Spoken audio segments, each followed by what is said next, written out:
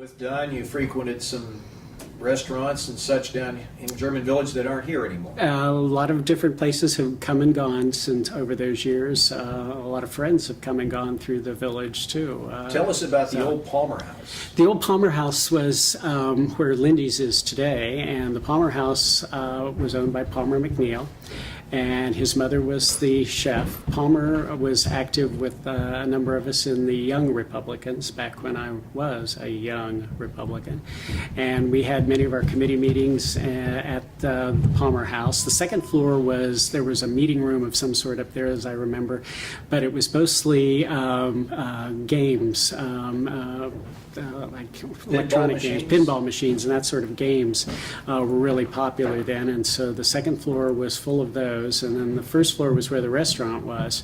The configuration inside was much different than it is today. It was not nearly as open. It was much darker in there. And what I remember most was Mrs. McNeil's potato soup. She made great potato soup.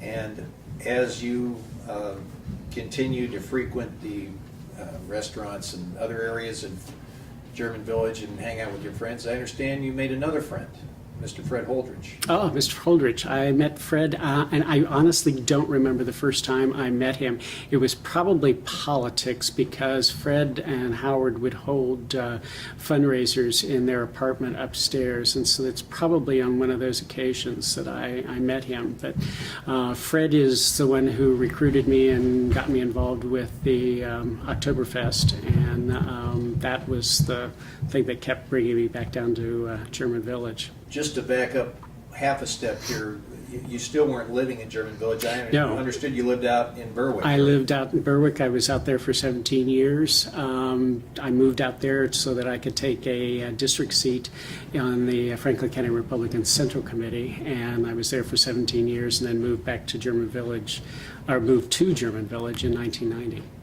And my understanding is Fred got you involved in the Oktoberfest. Fred got me involved in the Oktoberfest and kind of took me under his wing and brought me along to a number of positions. I started out in communications and then got involved with the volunteers, and then ultimately I succeeded him as chairman of the Oktoberfest. Let's kind of take this chronologically. When was about the first Oktoberfest you'd have been involved? I won't give you exact dates because my memory is not that good, but it was in the late 80s when Fred talked George Schmidt into letting the society have Oktoberfest as its fundraiser. And I say have it because the Schmidt's family had moved it to the state fairgrounds, and Fred wanted it to as a big fundraiser in addition to the House and Garden Tour to help fund the German Village Society. So he talked him into giving that over to the society, and Schmidt's then remained as an anchor to the event every year.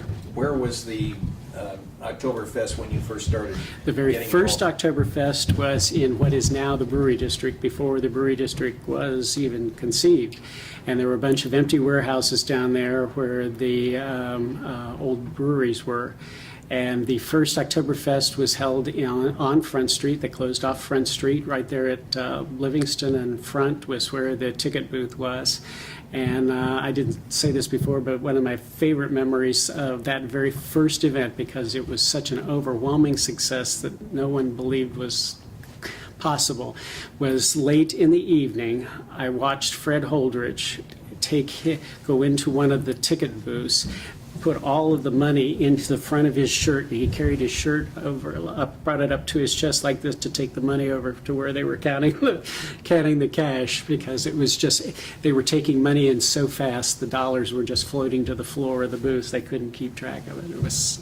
What was your role as in communications? Communications, we had walkie-talkies too, because we were in so many different buildings and locations, and every stage and activity that was going on needed to know when entertainers came in and so forth. So we had this communication system, and we would sign out the walkie-talkies to various people and then keep track of the messages going around.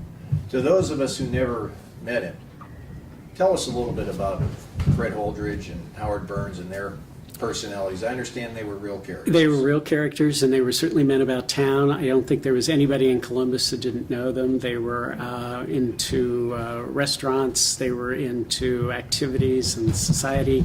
Fred was all about the German Village Society and promoting the society to enhance the life down here. Howard ran the business, and Howard was not involved with the society as much, although he was certainly part of the social side of it. But they were two great characters. And as I said, I was kind of Fred's protege in regard to Oktoberfest, because after he is the one who got me to run for an office on the board, to run for the board. He is the one who talked Terry Dickey into stepping down so that I could take her seat on the board. But before you could do that, you had to move here. I had to move here. And who encouraged you to do that? And Fred encouraged me to move down here, and with all of my other activities and interests, it worked out perfectly. You said at first, and I don't think this is a procedure we have now, you didn't win your first election. Did not. But you were still allowed to kind of two elections, I think. The practice was, and I can't remember what they called the office, but there was a name for it. If there were 4 seats open up for election and 10 people ran, the 5th person who came in number of votes was asked to sit on the board and to be there to replace any future people who would resign or retire from the board. The first time I did that, nobody left, and so I ran the very next year again, came in 5th again, and so I sat at the below the salt is what I always called it. I was not allowed to participate in the discussion or anything. I was just supposed to be there, and somewhere during the course of the year, Fred asked Terry Dickey if she would step down so that I could have her seat on the board, and she was ready, willing, and able, and very graciously said yes, a debt which I pay back to her all the time and acknowledge to her for having gotten me involved in it. And you kept a strong involvement in Oktoberfest. Strong involvement in Oktoberfest. After doing communications for a number of years, I then moved to Bob Balthaser decided to back out of his big commitment to the society, to the Oktoberfest, and he was the volunteer coordinator. And I became volunteer coordinator, and then when Fred decided that he was going to step down as chair, I became the chair of the Oktoberfest. My understanding is we're talking about lots and lots of volunteers at its peak. The Oktoberfest was a very big project. We literally built a small city with all of the infrastructure, water, electricity, erecting buildings, tents, and so it was a year-round project. We had a very active organizing committee, and it everybody had their jobs. We recruited 1,200 volunteers to put the event on, and we did all this in 1 week of actual on-site activity, and then 365 minus 7 days of the year organizing everything else. But you never had the luxury of being able to put it on in the same place every year. We would stay for a place for a couple of years and either wear out our welcome, or something would have happened. Like in the Brewery District, we were there for 3 or 4 years, and the Edwards family started doing the development down there, and so the space was no longer available.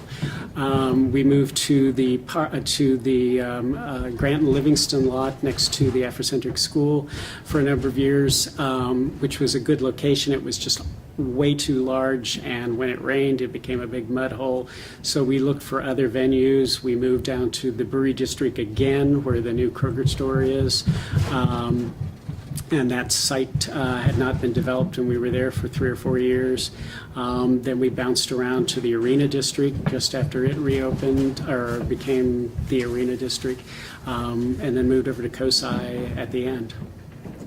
And you mentioned a story at one point that you were pretty desperate for a site, and Jim Hopple helped you Mr. acquire the Hopple Kroger site. came in at the last minute. We had made arrangements to move Oktoberfest to a different location in the Brewery District, and at the last minute, the property owner pulled it.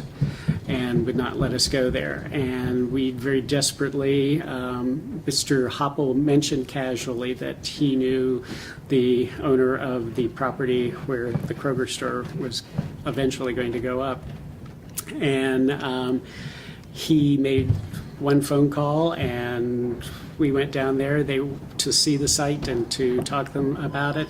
They were very leery about letting us, because we're an alcohol-related event, and that always set up signals to folks. And Mr. Hoppel made a second phone call and talked them into it, and we had the place in a matter of days.